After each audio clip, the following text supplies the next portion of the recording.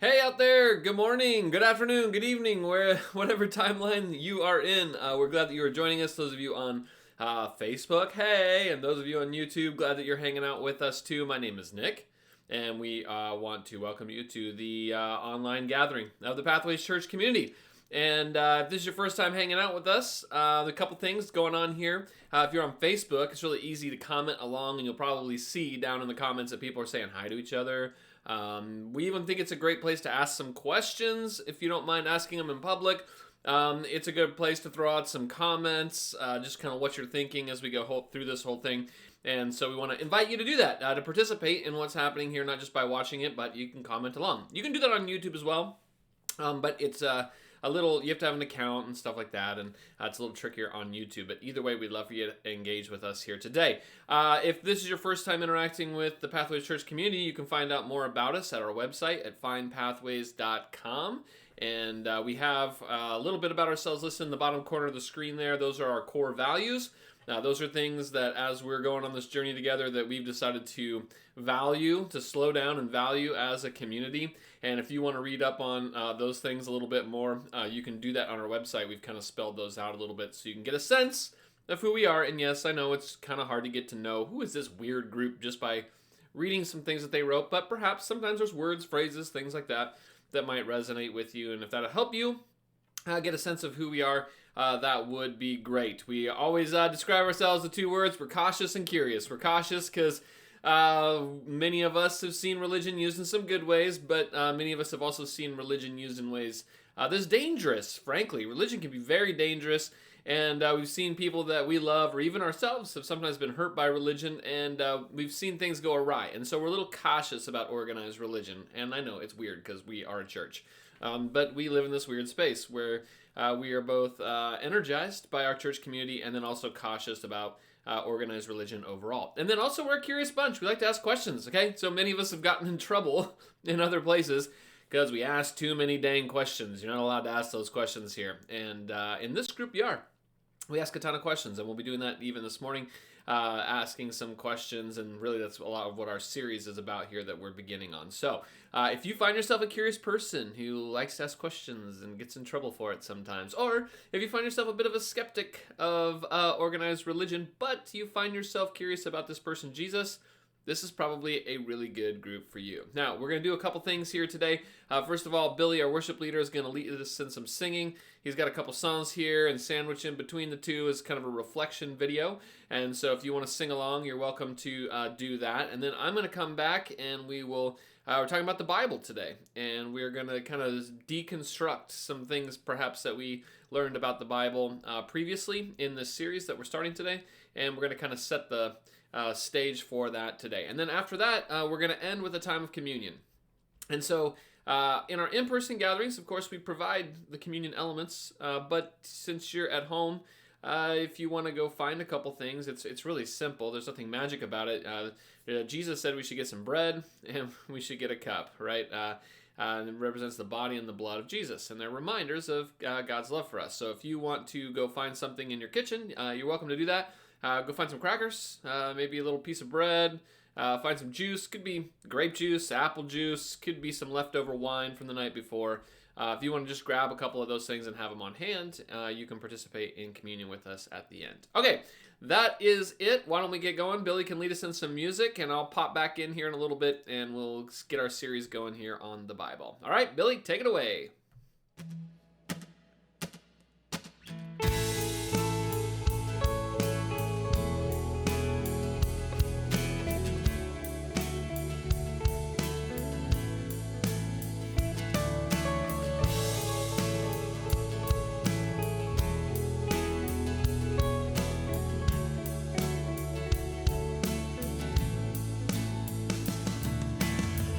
Beloved Father, please come down and meet us. We are waiting on your touch.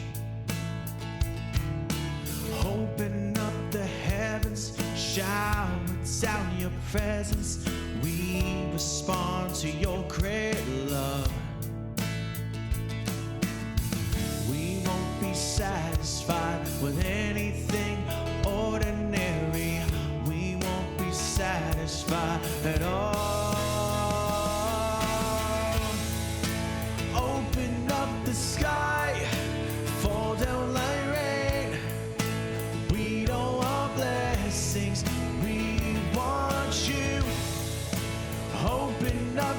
sky, fall down like fire.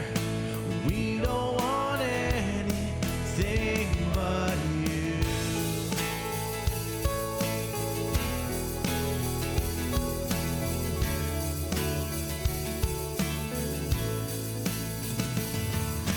Our beloved Jesus, we just want to see you in the glory of your light.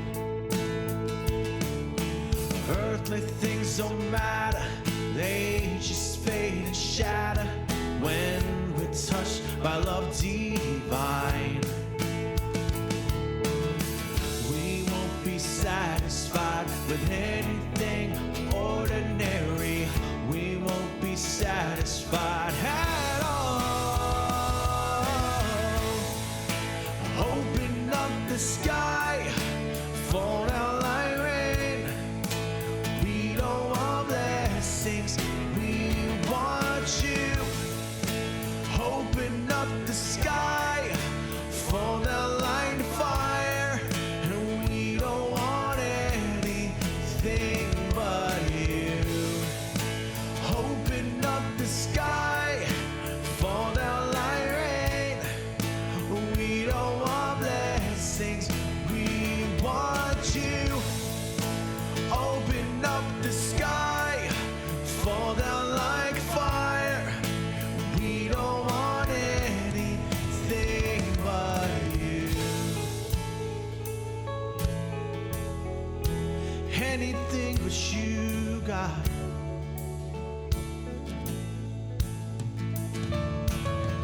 Here we go, let's go to the throne, place that we belong, right into his arms. Here we go, let's go to the throne, the place that we belong, right into his arms, yeah. Here we go, let's go to the throne, the place that we belong, right into his arms. Yeah, here we go, let's go to the throne, the place that we belong, right into his arms. Here we go, let's go to the throne, the place that we belong, right into his arms. Oh, here we go, let's go to the throne, the place that we belong, right to his arms. We won't be satisfied with anything ordinary. We won't be satisfied at all. See, we won't be satisfied. We won't be satisfied with anything ordinary. We won't be satisfied at all. Open up the sky, fall down like rain. We don't want blessings, we want you. Open up the sky, fall down like fire. We don't want anything but you. Open up the sky, fall down like rain. We don't want blessings, we want you. Open up the sky, fall down like fire. And we don't want anything but you. Oh, we won't be satisfied. We won't be satisfied. Oh, anything but you.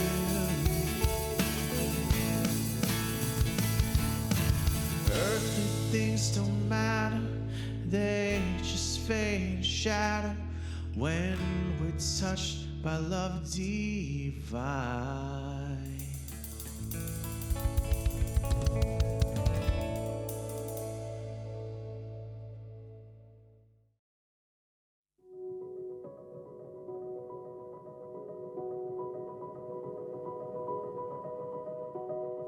I rest in you, O God.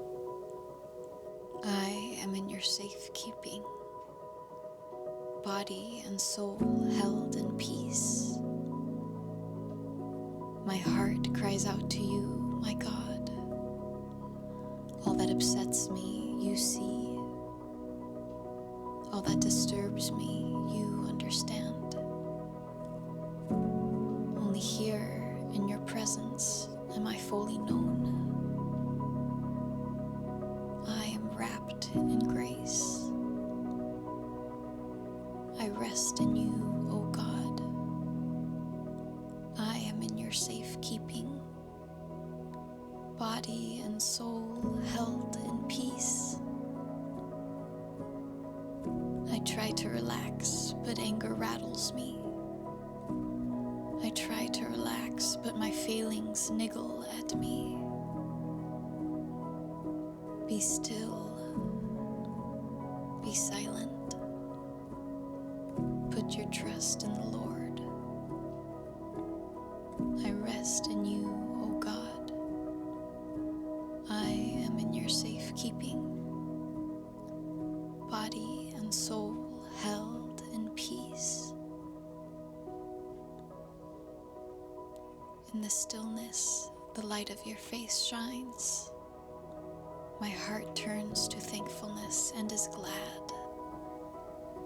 I have more than enough. You, Lord, are more than enough.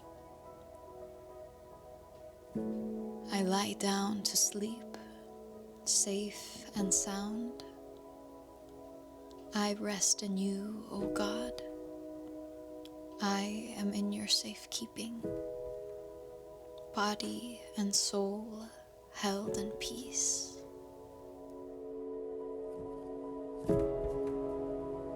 Be still and rest. You are held in peace.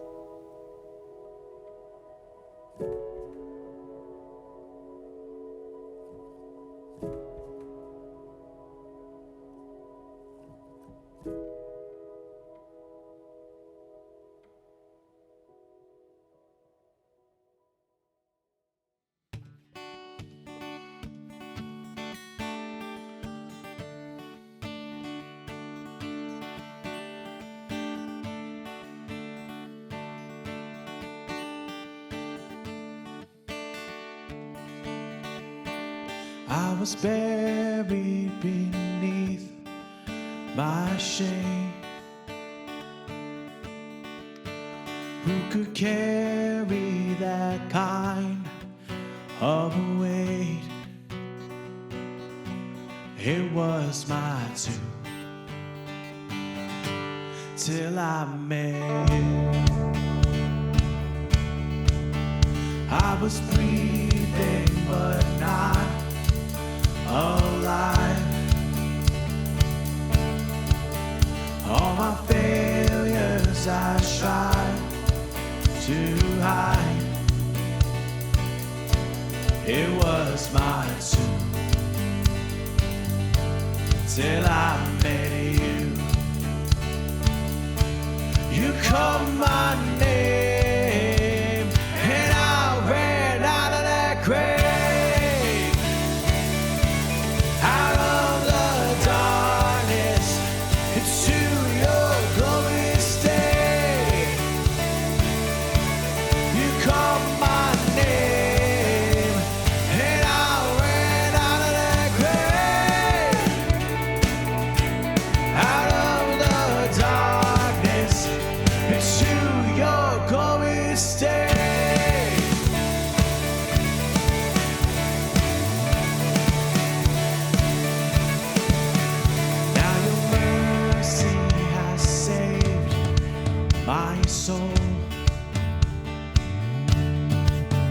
Now your freedom is all that I know.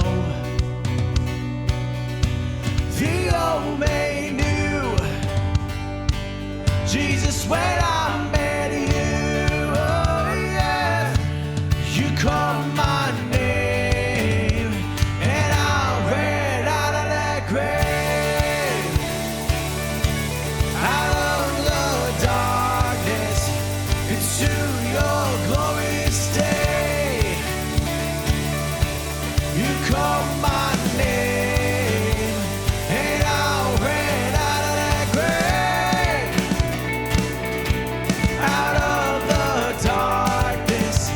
into your glorious day.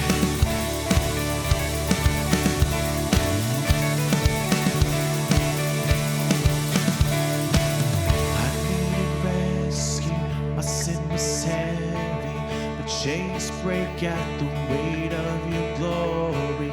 I needed shelter, I was an orphan, now you call me a citizen of heaven.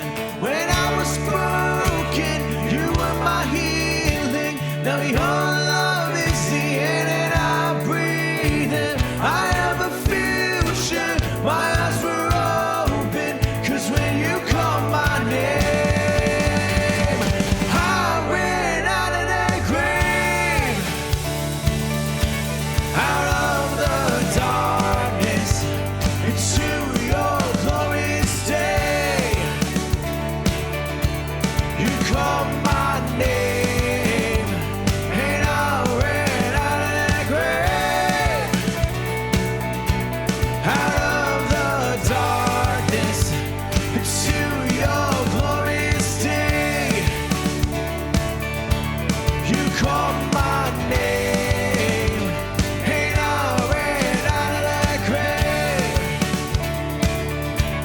out of the darkness, to your glorious day. You called my name, and I ran out of that grave, out of the darkness, to your glorious day.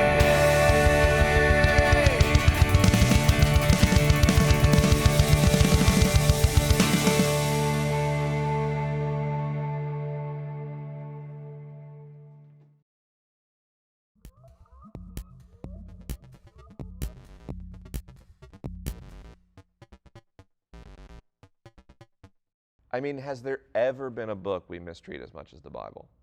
Has there ever been a book on which we place such incredible expectations?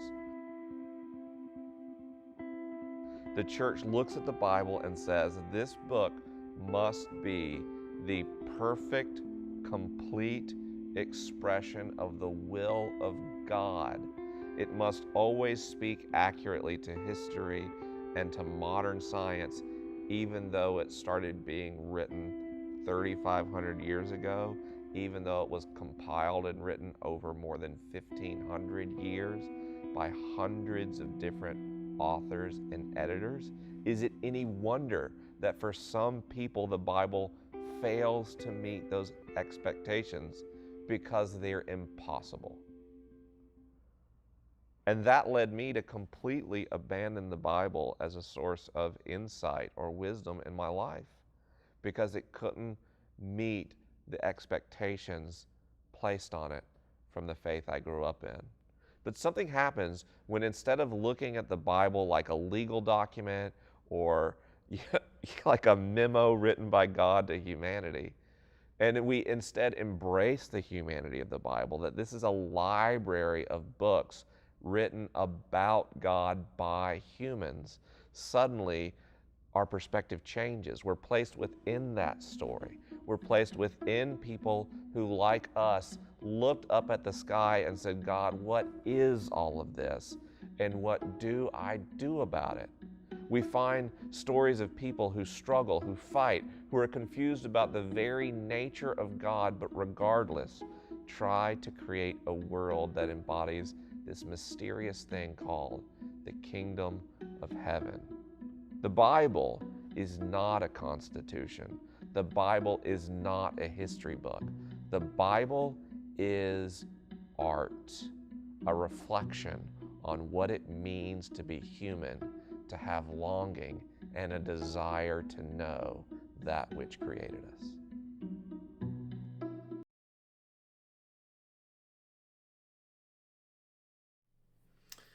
Wow, that's good. Well, it's been a real busy week here around my house. We've had a lot of work going on around the house, and we moved right before all the pandemic stuff happened, and so we, like, millions of other people, just were stuck at home for months and started remodeling this house that we had just moved into.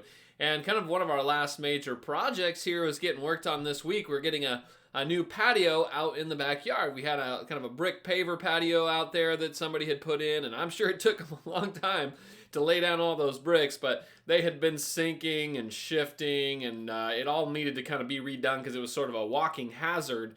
And so we decided we wanted to redo that, and so they were pouring for us a whole new concrete patio this week. And it's a lot of work, you know, because they got to tear out all the old stuff, and then they got to build something new on top of it. And it's worth it. I mean, it's a lot of chaos going on, but you definitely have to be willing to live in the chaos for a bit. And it was frustrating in my house because kind of the main door we go out to go out into the backyard was blocked off for basically an entire week. And the real problem with that is we have a dog. And the dog doesn't use the bathroom like we do. It needs to go outside, and that was the most convenient way to let the dog out. And so for a week, we've had to like let him out this side door and lead him around into the backyard. And there are times he couldn't go up in that patio area, so we had to walk out with him on a leash, and it just made our lives so difficult. And maybe you've been there before. You ever done some sort of home remodel project, and you're tearing up something. I was talking to somebody the other day, they're redoing their whole kitchen, and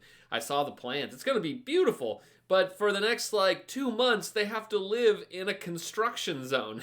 And when you do these projects, wouldn't it be nice to just, be able to move out while everything is happening? Kind of like they do in the shows. You watch HGTV and the families all leave and the experts come in and do all the work. And then once everything's pretty again, the families show back up to their house. But of course, that's not the way it works for you and me, right? Most of us don't live in that type of luxury where we're able just to get away while all the work is being done. Most of us have to live in a construction zone while we are remodeling our house, right? Things are being torn up, or are not functional for a while, and there's new things going in, but they aren't operational yet, and you know how it is. I mean, you just have to live around it, move around it, and it's frustrating, it's inconvenient. You know it's going to be worth it in the end, but it's a real hassle during the middle of all of it. Now, this idea of home remodel is actually a pretty good analogy for faith, at least what many of us are going through with faith. Many of us over the last couple years, and probably even beyond that, have been sort of rethinking some things about faith, some things that we were taught or we picked up along the way that we've now been sort of re-examining, and we've been looking at them a little more closely, and some of those things we decided maybe this isn't a real useful way of thinking, or perhaps it's just the wrong way of thinking. And so we have been sort of deconstructing them. We've been rethinking them and sometimes coming to different conclusions. And there is a general word for this that's pretty popular right now, right? You hear it everywhere. It's kind of a buzzword. It's the word deconstruction, right? This idea of tearing down old ways of thinking. So that you had something you believed before. I'm not sure I believe that anymore. I'm going to deconstruct that. And it's actually, I think, a very useful exercise. Some things just need torn down and rethought. Some things just outlive their usefulness. I mean, if you've lived in a house for any period of time, you know that things sort of have a lifespan of usefulness and they start to rot and get old, and it's good to tear it out. Now, I think the same thing is probably true in faith. There are some things we learned when we were younger that sort of had a usefulness to kind of get us to a certain place, but at a certain place we mature and grow, and it's time to let some of those things let them go and to tear them down. Now, this process of deconstruction, though, it can be rather disorienting, right? Because where do you turn when you've torn down an idea or a belief that you've had for a really long time? And so it can be disorienting when it's your house that is under remodel, especially if it's something being remodeled that has to do with some core convictions or belief that you've had. So,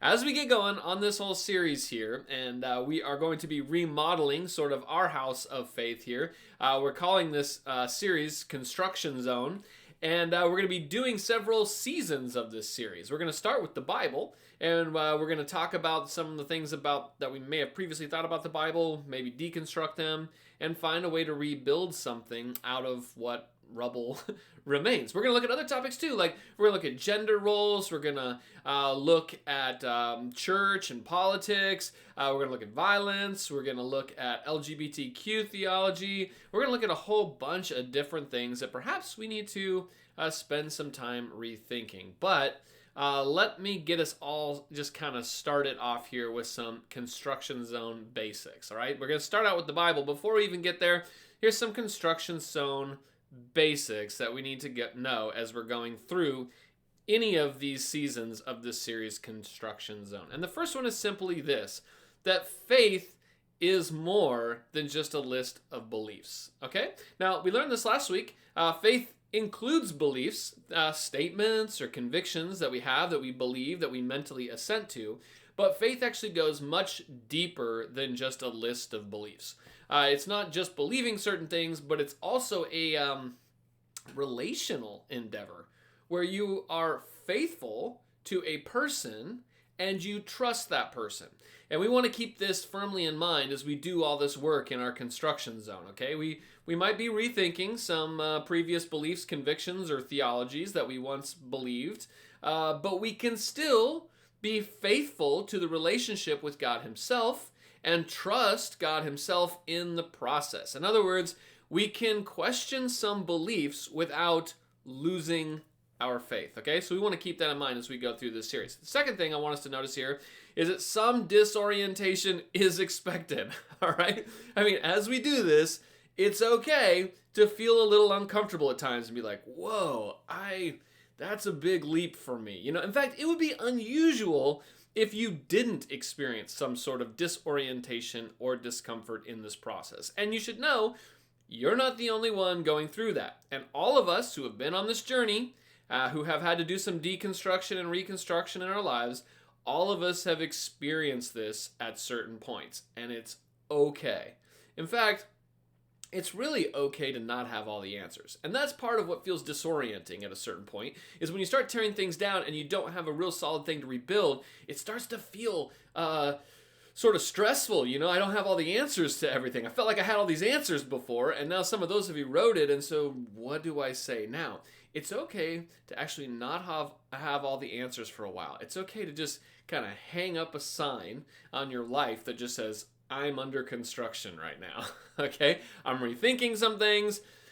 Don't come to me for a lot of answers to stuff. I'm not that good to you right now because I'm reprocessing things. Just I'm under construction. You ever go to a website and it says this section of the website is under construction, right? They're just letting you know we're doing some work here. It's not quite ready for prime time, so hold tight. We're rethinking some things about how this whole thing is laid out. And it's okay to do that in your life too, in your faith life, as you're rethinking some things, to kind of just hang up the sign, let people know, hey, I'm processing things right now. I'm kind of rethinking some things. And that is absolutely okay. So be willing here to put up that sign, because this is some pretty dangerous work that we're doing. I mean, being willing to take an honest appraisal of some of your core convictions and having an open enough mind to rethink some of them is really some of the most courageous work that I can imagine. And so at times it will make you uncomfortable. And so here's my encouragement. Just lean into it, okay? Expect that it's coming. Don't be afraid of it. Just lean into it and be honest about it, you know? When things feel uncomfortable or when things are shifting, you just say, wow, that's a big leap for me, you know? And just let everyone know you're under construction, all right? We can't do real work unless we're honest about it, okay? So that's the second thing I want to know. Third thing about this construction zone site that we'll be in off and on this year is that we don't want to just tear down things. We also want to rebuild them. Because I sort of have this philosophy that deconstruction and reconstruction can happen in the same space. And that's the idea of the home remodel, right? That we are going to be doing not just tearing things down, but rebuilding things, and it's all going to be in the same place. And you say, wow, that sounds pretty messy. Yeah, it is probably going to be pretty messy. But we're going to attempt to not just tear things down, but also rebuild them as well. Now, you may have noticed that deconstruction is actually fairly easy, right? Maybe a little unnerving at times because you're tearing down an idea that you previously held, but it's actually pretty easy. I mean, everybody loves demo day when you're doing a remodel project, right? I mean, why do you love demo day? Well, because you get to put on your dirty clothes, you pick up a sledgehammer, and you're just bashing holes in walls, right? Doesn't take a lot of skill. You don't really have to be that careful because if you break something, doesn't matter. You're throwing it away anyway, right? You don't have to be all that skilled. You're just tearing out all this stuff. So deconstruction is actually pretty easy. But reconstruction is a little more difficult. And you might need some expertise with that. Someone who knows how to rebuild. And so when it becomes time for reconstruction in your home project, you probably want to get a good contractor who has done this sort of thing before. And the same thing is true with faith. It's easy to tear down old ideas. We can all do that by just searching the internet. But to get new info, and re-question something is one thing, but it's much harder to rebuild something out of that rubble. And you might need a little bit of tips or help from some people who have already been there. So in this series that we are calling Construction Zone, we want to do some deconstruction where we're tearing some things down. But the whole idea here is not just to tear things down just to cause problems and give people angst. What we're really trying to do is tear down some things that may not work anymore, or perhaps they never did. But what we're really trying to do here is not tear down people's faith so they don't have faith in God anymore. We're trying to clear the landscape here, bring in the bulldozer, clear out the rubble so that faith can actually be rebuilt. And in some cases, faith does need to be rebuilt because some of us over the last few years have seen a lot of things happening in the world that have challenged things that we may have believed previously. And there's many people wanting just to throw away faith altogether. And I would like to contend that we don't need to go that far. We may need to tear some things down, but there is a way to rebuild. And some of us have been on this construction site before and would like to share with you a few things that might help you in the rebuilding process. Now, we are going to start with the Bible. We're going to get to all these other topics like the gospel. What is it, right? We might need to rethink that, gender roles, and all this other stuff. But anytime you venture into some of these other areas, you're going to end up continuing to reference back to the Bible itself. I mean, the Bible has a very special place in the life of the church. It has a place of authority. And so it seems to me that it makes sense that we should probably start there. Now, there's so many intriguing things to talk about when it comes to the Bible, isn't there? And this is where we get into some of the questions that many of us have been rethinking over the last few years. Like, how is the Bible God's word if it's written by humans? Or sometimes it appears that the Bible contradicts itself, right? You don't have to do much of a Google search on that to discover the Bible does contradict itself. So what in the world are we supposed to do about that? How did the Bible get put together? Who decided what things were in the Bible and out and why? Did these Bible authors get everything right? Or did sometimes the Bible authors have mistaken viewpoints or theologies or were missing information? Can you read the Bible literally? Should you read the Bible literally all the way through, only part of it? How do you decide what's literal and not literal? Is everything supposed to be read as historical reality?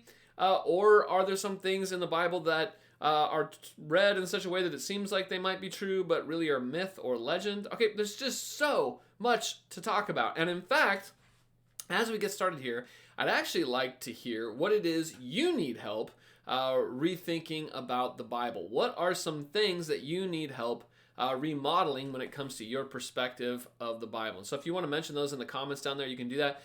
If you would prefer to do it more privately, you could just Facebook message us and just say, hey, here's something about the Bible that I've been wondering about, that I've been needing to rethink. Because I think we'll probably just ultimately hit on a lot of things that we're talking about, but perhaps there's something that is specific to you that we might not have just intended to hit, and we could create some sort of dialogue around that as well. So anyway, if you want to message some of those, that'd be great. Now, I like the caveat here to start out by saying I love the Bible. Okay, I'm biased towards the Bible. I love it. It's one of my favorite subjects. I think it's the most interesting material in all the world. And I have lots of Bibles. I can read it in multiple languages, and I've made it pretty much my life's work and goal to understand the Bible better. It carries a huge authority in my life, and it is the starting place for all of my discussions on faith and religion. It's my work. It's my passion, it's my hobby, and it is a huge connection place for me and God. And I'm always sort of surprised when people don't read it. They say, oh, it's just boring. If you think that about the Bible, then you just aren't reading it, or you don't understand what you're reading, because the Bible is anything but boring or irrelevant. There's all sorts of crazy stuff in there. In fact, we tell our kids to read the Bible more, right? And I'm not even sure that's a great idea, because there's so much stuff in there that's crazy. We just got done with a series on Ruth, and there's all sorts of sexual overtones there. In the Bible, we read all about scandals and power struggles and epic battles and supernatural actions and love stories, right? There's mysteries. There's music and poetry. There's even civil protest in the Bible. And surprisingly, it is amazingly relevant and insightful to our modern condition, even though it's written by people thousands of years ago. And the writers, of course, don't address all the modern situations and questions we are asking, right? You open up the Bible, you're not going to read anything about stem cell research or drug use or in vitro fertilization or genetic modification or what should you do to participate in a democratic republic, right? I mean, all those things aren't addressed. They're modern things that aren't addressed in the Bible itself, but the discussions in the Bible do give us a framework for how to begin making decisions about those things, because we get to see these people deal with the current relevant issues of their own day, and then we get to, using that, extrapolate to the type of context we find ourselves in. And so the Bible addresses all sorts of things like the nature of God. What is he like? What's life all about? Why do we suffer? How do we live a meaningful existence? Where is our place in the history of the world? How do we deal with others? All sorts of incredible things are discussed in the Bible. But as great as the Bible is, it can actually be very dangerous unless you use it properly. The Bible has been used to shame, hurt, and control people, and it can be very dangerous when weaponized. So it's really important that we get a good grasp on what the Bible is and what it isn't. And that's sort of where I want to start today, okay? We're going to get into the specifics of some things that we're deconstructing. But first, what I'd like us to do as we get to this construction site is I'd like us just to kind of look around here, right? We're going to clear the site here a little bit so that we have room for some more work and some more questions. But I'd like us to walk around the construction site here and just kind of notice what it is that we are working with. And the first thing is this. Whoops, that's not it. The first thing is this. Here we go. The Bible is not a book. It is actually a library. Now, this is a pretty important place to start, because when we open up the Bible, we aren't actually just reading a single book, but rather we are walking into a library full of books. And this is an important distinction here, because you have very different expectations from those two different things. You have very different expectations from opening up a book to walking into a library. Now, I remember visiting a library when I was a kid, and I loved it. Okay, I remember the first time going into a library, and they have story time, and you go in there, and the librarian would read you a little story, and then you'd walk around and you'd check out books. And I mean, I had books at home that were fun, but I mean, a library was so much more. I mean, there was just all sorts of books I didn't have access to at home. And the librarian, when you first go there, they would teach you how to use the library. And then you get your library card, which, I mean, when I was a young kid, that was really exciting. I mean, I had the responsibility. I was able to check out books and take them home. But before you get this library card, the librarian would walk you around the library. And my librarian, she walked us around, and she would point out different sections of the library. Like, okay, this section over here, these are fiction books, which means they weren't historically real, they didn't happen, but they're good stories to read. And then she'd say, this section over here is nonfiction. These stories really happen. It's sort of history. This over here, these are biographies, stories about people's lives. This stuff over here is stuff you probably wouldn't read all the way through, but it's reference materials like encyclopedias. You can look up things there, right? And so there were different genres of books that did different things. And so she was explaining to us that you can't expect the same thing out of all of these books, because they are different genres, different forms of literature. And I was actually sort of surprised when I went to Bible college and I learned that the Bible is actually the same way. That the Bible isn't just one book, but a collection of materials like a library. Now, it's incredible because all these books of the Bible, right, originally were written on scrolls, and it's amazing through modern technology that we can combine all of these and bundle it up under one cover, and that makes it look like it's one book, but it's really not. In the old ancient days, they would have these things on scrolls, and they would take up entire rooms like a library because you had all these scrolls not bound under one cover. And the Bible's written by over 40 authors over about a 1,500-year span on 3 different continents. And each of these authors, they lived in their own cultural context. They were real people living at real times, thinking things that influenced what they saw around them. And much of this material that you read started, we believe, as oral stories told around the campfire, told around, the living room with your family. And finally were written down and in many cases edited and reworked by other people to get it just right. Now, what we're going to discover here is just like when you walk into a library, not all the books agree with one another, right? And you don't choose what goes in the book based on who agrees with who. There's all sorts of different perspectives in your local library on similar topics. And we're going to see here in the Bible material that the authors don't always see the same thing or everything the same way all the time. In fact, their view of God in later writings is more developed, it appears, than their earlier writings. And some authors seem to almost argue with other authors over the meaning of things or even details about how things happened. And like any library, there are books of many different genres. There are historical narratives, which are stories that are told from a historical perspective, as in, hey, this is history we're writing down here. There are fictional parables, right? There are parables told, like Jesus tells parables, but he's not the only one. Other people tell parables, and these are fictional stories that are meant to teach a very real truth. There is legal code, which isn't as much fun just to read. There is poetry. There is song lyrics. There are proverbial sayings, just kind of like wisdom sayings. There are epistles, which are letters from one individual to another individual or to a group. There is political satire, which we did a series on Revelation and discovered that there's quite a bit of political satire in the book of Revelation. There is erotic romance. Ooh, we saw some erotic scenes in Ruth, didn't we? But also Song of Songs, Song of Solomon, very erotic material. There are perhaps some historical novellas, which are short stories, but they're fictional stories based on a real period of time and people, right? So it's like based on a true story, but some of the details have been changed, right? And so Esther might be a good example of that. And there's perhaps, even in the Bible, the genre of religious legend and myth. And we'll talk about that. So there's all these different genres. This is a very rich library. And understanding this alone about the Bible, that it's not a single book, but a library, will help us a lot in this construction zone. See, because many of us, some of the deconstruction that we have begun on has to do with this very thing, that we had initially thought of the Bible as a cohesive one-volume book rather than seeing it as a library. I remember being taught as a young person that the Bible was more like a manual or a constitution, right? You know the old thing, what does Bible stand for? Basic instructions before leaving Earth.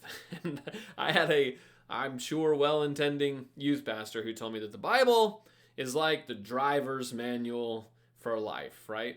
Well, that is a really bad way to think about the Bible. It's not a driver's manual. It's not an instruction booklet. It's not an encyclopedia for all of life's questions. It's not God's constitution for how humans should live by the rules.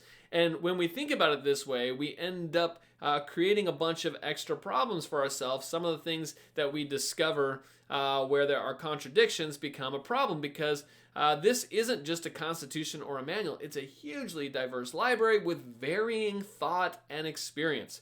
And humans are incredibly creative when it comes to conveying truth. And there's a lot of inspired creativity in the library of the Bible. And so it's very important that we understand that this is not just a book, it is a library. And so that also means it's important for us to know what genre we are in when we are reading, because authors use very creative ways to make points, because even fiction, of course, can tell truth. Okay? So the Bible is not a book, it is a library. And here's the second thing it's important for us to know as we walk around the construction site here, is we are going to see that the Bible is very human. All right? Now, that might not be the descriptor you would use at first. You'd say, no, I grew up thinking the Bible is God's. It is divine. Okay? We're going to talk about that, but probably first and foremost, it's important for us to understand that the Bible is very human, meaning it was written by real people. You see, the Bible didn't just fall out of the sky complete, by God, who just kind of wrote everything down, dropped it out of heaven, and just said, here you go, this is everything I wanted to say to you. Now, that might be nice. That might be the Bible we wish we had. That might even be the Bible some of us have been told that we have, but that's not the Bible we actually have. The Bible we actually have was written by humans, inspired by God, and we'll talk about what that means, but it was written by real humans. Each book was written by a human author, a real person in a real time and a real place. And then edited, many of them edited by other real people. And these real people, they write what they know from their perspective. They talk about nature, for instance, the way that they see it. Now, you and I know that the earth isn't flat today. Well, we all know except for Kyrie Irving, who apparently believes the earth is flat. But most of us know the earth is not flat today. But of course, that wasn't the perspective of these ancient people. They believed the world is flat. And so when you read these stories, you read it through their perspective, where they believe that in Joshua, the narrative there is that the sun stands still, as though it is the sun that moves around the earth, and then in the evening it goes underneath the earth, with no concept that the earth is actually a globe that rotates around the sun, right? And so we read the story from the perspective of that author. The authors here believed that the sky was held up. The sky, you can see, was blue, looked like water, so they believed it was held up by pillars, right? Now, we know better, but they didn't. But the point is, they were writing from their perspective. And did they have it all right? Just scientifically? No, of course not. But how could they? All that stuff wasn't known by humans yet. And so what the Bible shows us is really a sharing of these specific people and their human experience of what it means to interact with God in their particular moment. The Bible is first and foremost human. And as humans grow and change and learn, we see their view of God change, what God is like, what he wants. Their perspective is human. How they tell the story is human. But even what they choose to include is human. I mean, they had to make decisions about what to include. Like, for instance, here in 1 Kings, the writer of 1 Kings and the collection of the King's material here is really like a historical account of things that happened in Israel's history.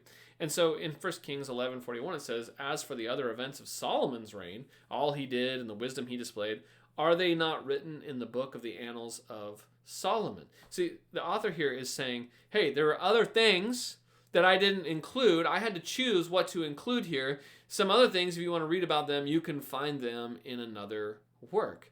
We see this in the New Testament as well. The gospel writer John, in John 20 verse 30 says, Jesus performed many other signs in the presence of his disciples, which are not recorded in this book. John is telling us, I'm not writing everything down here. I'm choosing some things here in order, because I have to choose some of the things here. I'm prioritizing certain things.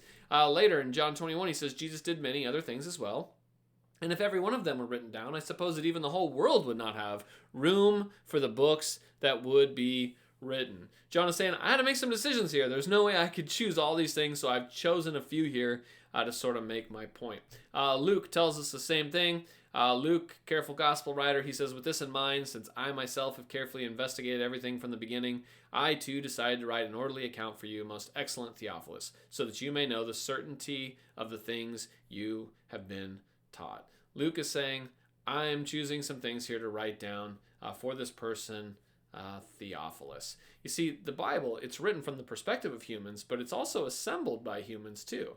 Because remember, this isn't just one book, it's a library. And humans had to decide not just how to write it, not just writing from their perspective, not just which events they would include and not include, but then at some point, humans had to decide what was going to go into this library called the Bible, because this library is a sort of closed library. We're not adding new books today, right? We're not adding new books to this particular library. It's a closed library. And so you wonder, how do we get these books in this library? Well, over a period of time, church leaders came together and they decided what to include. And they investigated the legitimacy of each book, trying to figure out with reasonable certainty who wrote them. They discussed their value. They argued and voted, of which ones should be in the list. And most of the canon of the Bible, which is the agreed upon list of books included in this library, was actually set in the 4th century. But there's always been some disagreement. Even in the 1500s, Martin Luther was wanting to throw out several books out of this library of the Bible, which had been agreed upon for well over 1,000 years. Even today, Catholics, Protestants, Eastern Orthodox followers of Jesus differ on what they include in their libraries. Now, the criteria that the early church used for adding books to the library, I think, was very good. And I think that God might have was involved in the nurturing along of this process. But ultimately, it was humans deciding what to include. A very human process. And this is where deconstruction, broadly speaking, usually ends. The Bible here is more varied and more human than I thought before. And if it's so varied and flawed and has contradictions and errors and human, then it can't be God's word. And so this is where people usually stop tearing down, right? They tear down everything, and then it's at this point, well, then what value is this library? So let's look at one more feature of this construction zone, and that is that the Bible is an incarnational revelation. Incarnation. You familiar with that word? We're familiar with that word, right? When you think of incarnation, what do you think of? Jesus, right? God becomes human. He becomes a human, and that is incarnation. And to reveal himself fully, God becomes a frail human who can be hurt, who can get sick, etc. Right? He reveals himself through the imperfection of humanity. And what we discover here is that perhaps this isn't exactly a new idea for God. There is an incarnational feel to Scripture, because God is revealing himself and speaking to us, but he's doing it here in Scripture using very human experiences, language, emotions, even sometimes faulty assumptions of humans in order to do it. And understood this way, the so-called problems of the Bible, the contradictions, the errors, and all that, the human parts that just kind of make it messy and don't seem very godlike, understood this way, those so-called problems, they actually aren't really problems. They're a feature. Because this is a form of incarnation. And so when you begin to think of the Bible this way, incarnation in Jesus isn't then just some new idea for God that he just one day was like, you know what? This is the way I'm going to work. But actually that this incarnation in Jesus is only the final conclusion of how God has always operated. You get it? God has always spoken to and revealed himself by stooping as low as possible and accommodating as much as necessary. That God speaks to humans using a human voice. He does in Jesus, and he's been attempting to do this all along through Scripture. Hebrews 1:1-2 says, in the past, God spoke to our ancestors through the prophets at many times in various ways. This is all recorded down, what we would call today as Scripture. But in these last days, he has spoken to us by his Son, whom he appointed heir of all things, and through whom also he made the universe. You see here, this sounds like the culmination of a previous idea, incarnation, rather than something completely different. You see, God was speaking to us before through the human voices of prophets in various ways here, in different ways of Scripture, but in today, he's doing it through its ultimate conclusion in Jesus himself. Now, we'll talk a lot more about this later, but the Bible actually uses this incarnational language to describe itself. One of the most famous verses, if we're going to talk about the Bible, is going to be 2 Timothy 3, verse 16 and 17, which says, "All Scripture is God-breathed and useful for teaching, rebuking, correcting, and training in righteousness, so that the servant of God may be thoroughly equipped for every good work." Now, I want you to look there at the very first part of that. This is the Bible's big claim about itself, okay? This is what the Bible declares about itself. Not that it's perfect, not that it's error-free. You can't find any verse in the Bible that says that. But what 2 Timothy 3 tells us is that all Scripture is God-breathed. Now, some people say, well, if it's God-breathed, it must be perfect. God dictated it. He said it out loud, what they should write down. But this actually is an allusion here to something that's so much better. This word breath, it is actually a word that also means wind or spirit. And what Paul is doing here is he is calling up a creation metaphor to describe Scripture. Remember, you start describing wind, breath, spirit to these ancient people who know their Old Testaments really well. Well, you are calling to mind something that they know very well, and that is this idea of creation. You know, at creation where God breathes into the human Adam and gives him life. Genesis 2, verse 7, "Then the Lord God formed a man from the dust of the ground and breathed into his nostrils the breath of life, and the man became a living being." You see, what happens when God breathes into things? They come to life. Even things that are flawed, human, made of the dust, God breathing into them brings them alive. And so to be God-breathed doesn't mean to be perfect or without flaws. In fact, it means quite the opposite. It means that God is breathing life into something that is flawed. And that is what Paul is claiming about Scripture, is that even though it's human, God has breathed into it. And the problems that we're going to discuss about the Bible, the human mistakes, the errors, the contradictions, the sometimes mistaken views of God that it appears that we see there, that these aren't really problems at all for God. He's been revealing himself through the frail human condition from the very beginning. And this library of texts, it may be imperfect, but that's actually what enhances its authority, because God has taken something flawed and human and he is breathing into it and making it alive. And it is that way in which it has been inspired by God from beginning to end. God is making himself known through the human experience. And so when you wrestle with these stories and these perspectives and this poetry and sometimes the arguments within Scripture, what you're listening for is the divine wind blowing, the voice of God. And as you read, as you listen, it should inspire you to life. And that, I would say, is the foundation on which we can begin to rebuild some things. I'd say most of the deconstruction we're going to talk about revolves around the fact that, first of all, the Bible is not a book, it's a library. And once we begin to notice that, we're like, oh, wait a second, there's some contradictions here. And then we begin to notice that, oh my gosh, this Bible is really human. There's some errors in there. People quote the wrong verse, they say the wrong name. Some people attribute one person being killed to this person, and another author attributes it to somebody else. There's all sorts of mistaken pictures of God. It feels like this thing is soaked in the dirt of humanity that gets things wrong sometimes. And it's around those two things that all the deconstruction happens. But what I would like to point out here is that the basis for all the reconstruction is around the fact that even with all of these supposed problems, God breathes into it. And that is the work of incarnation.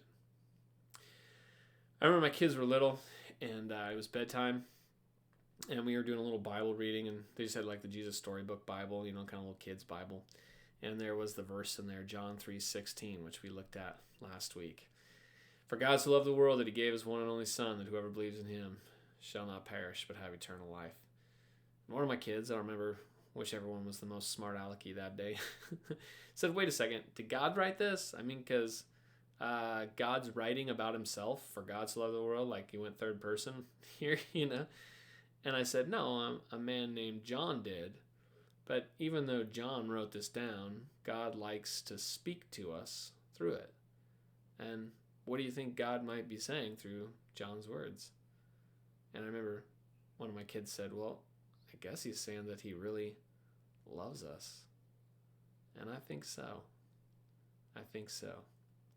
And that's what we want to get as we read the text, is we want to understand that even though it's written by humans, that God is able to speak through it. Now we're going to go to communion today, and it turns out that communion is sort of an infused, inspired ritual as well, right? That God is putting meaning into a very human act of eating. And so once again, we have sort of an incarnational idea here that when you take these elements, when you eat this bread and drink this cup, there's nothing magical about it. It's just a human activity, eating. But God is going to infuse it with significance and meaning and purpose. This is how God likes to speak to us. We're going to go to communion this morning, and we are going to remember that Jesus came and he died for us and he came back to life. Let me pray for us before we go.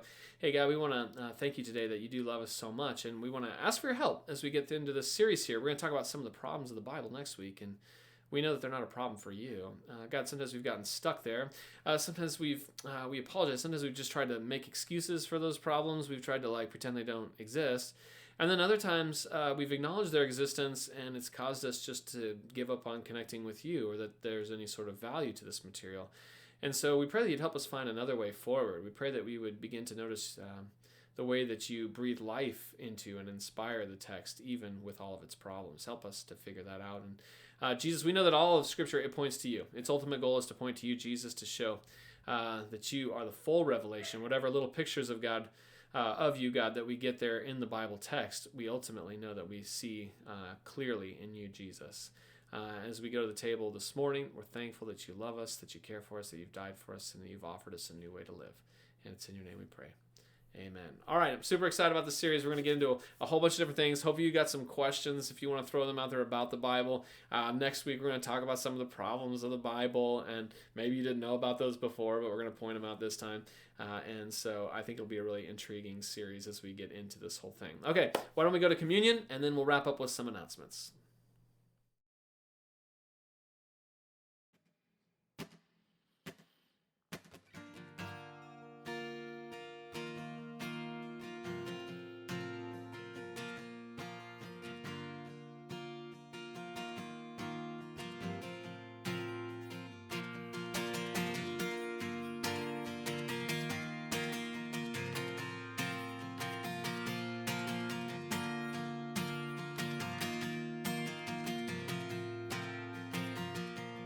As morning dawns and evening fades, you inspire songs of praise that rise from earth to touch your heart and glorify your name. Your name is strong and mighty tower. Your name is a shelter like no other. Your name, let the nations sing it louder, 'cause nothing has the power to save but your name.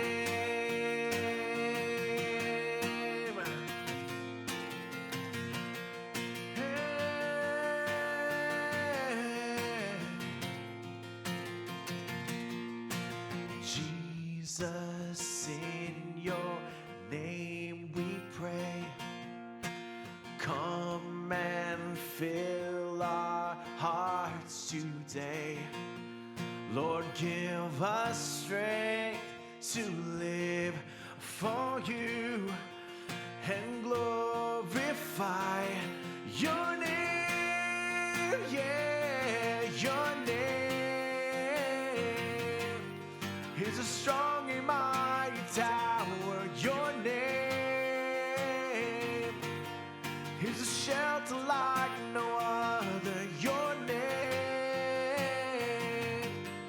Let the nation sing it louder, 'cause nothing has the power to save but your name is a strong and mighty tower. Your name is a shelter like no other. Your name, let the nation sing it louder, 'cause nothing has the power to save but your name.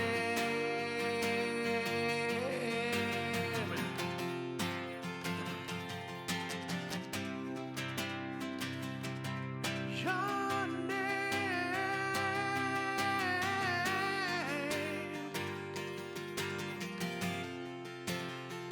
Your name.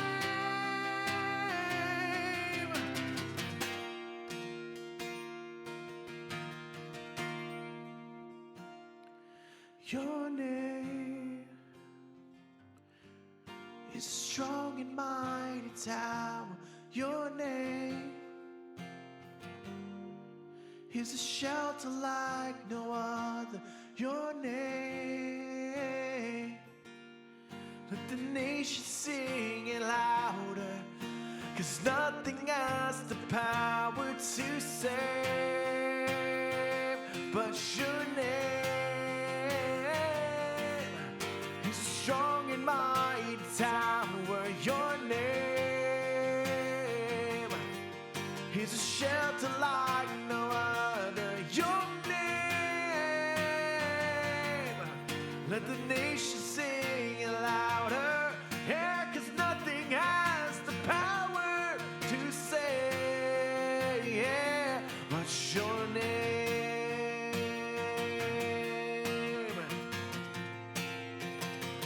Your name.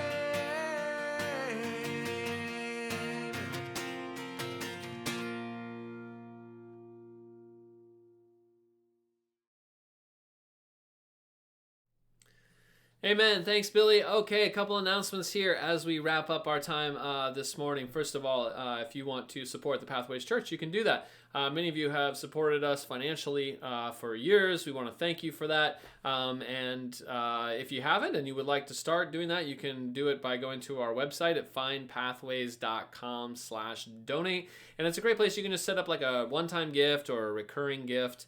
And as we're coming into this kind of like new season post-COVID, you want to support what we're doing, that would be fantastic. You can join us in that by going to the website. Then also we'll be continuing our series next week, the Construction Zone. We'll be talking about the Bible, and so we'd still love to get some questions and some things you need to be, you feel like you need to be rethinking about the Bible, some questions that have come up for you. If you want to message those into us, that would be great. We also still have some of our Ruth Series t-shirts. If you want to pick those up in person, we've got some of those t-shirts. If you mostly larges and extra larges, I think we have left, a few smalls. So if you want to pick up one of those, that would be great. Then also coming up Saturday, May 21st is the Edmonds Jazz Walk.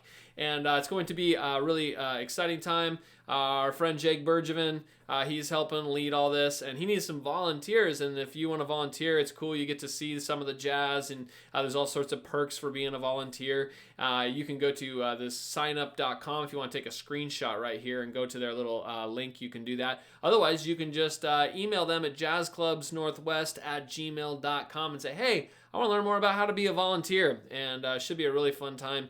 And a good time to experience some music and help out in the community. And we love stuff like that. So if you want to be a part of it, please contact them. We'd love for you to do that. Also, if you aren't getting our newsletter and you'd want to get our kind of bi-weekly newsletter with information on what's going on in the Pathways Church, announcements, that type of thing, just message us on Facebook or email me. My email's on the screen there, and just let us know that you want to be added to the list, and we would be happy to add you. Okay, that's pretty much it for today. Hope that you have a really great week, and we'll jump back into more of the Bible talk next week. Okay, hope you have a good one. Bye.